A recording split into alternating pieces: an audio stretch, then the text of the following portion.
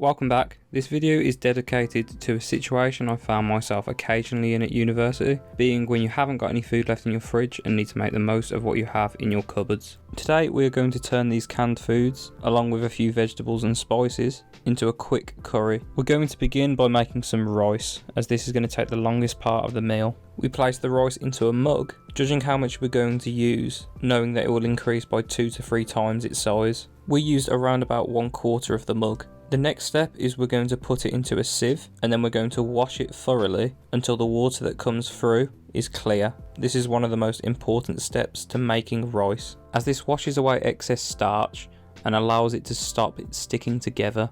Once fully washed, we're going to place it into a saucepan and add enough water to slightly cover the rice. An easy way to know if you've used enough water is by putting your finger on top of the layer of rice in the pan and then filling water until it reaches the first line of your index finger. We're then going to heat on a hob until the water is almost gone, at which point we will then cover, ideally using the pot for your saucepan. If you can't find it like us, using the bottom of a plate. We then finally dice 1 onion, slice half of the chilli, which we will add to our curry, and then slice the other half of the chilli diagonally so we can add it on top of the curry at the end. We then take a bunch of coriander leaves, cutting the stems off, placing to the side. We're then going to tightly roll the coriander, as this will make it much easier to cut the leaves. Once finely chopped, we're going to put them aside, as we're going to use this as a garnish. Next, finely chop the coriander stems and add them to the bowl with the onions and chilli.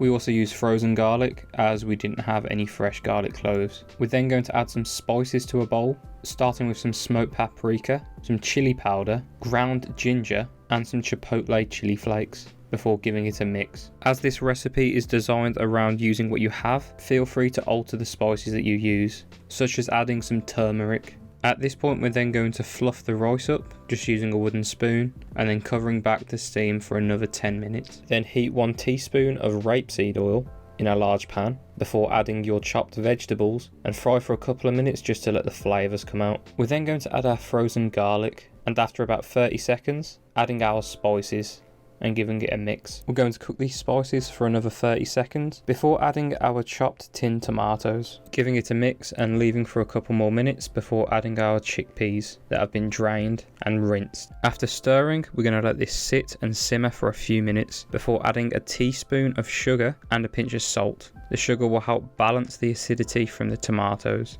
We then add around 100 millilitres of almond milk, as we realised our coconut milk was out of date, and mixed it in.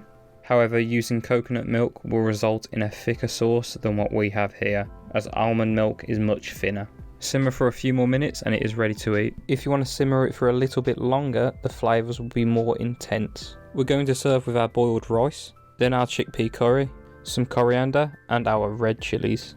While not being the most authentic, this recipe is a great way to be able to make something very quickly, cheaply, and healthy.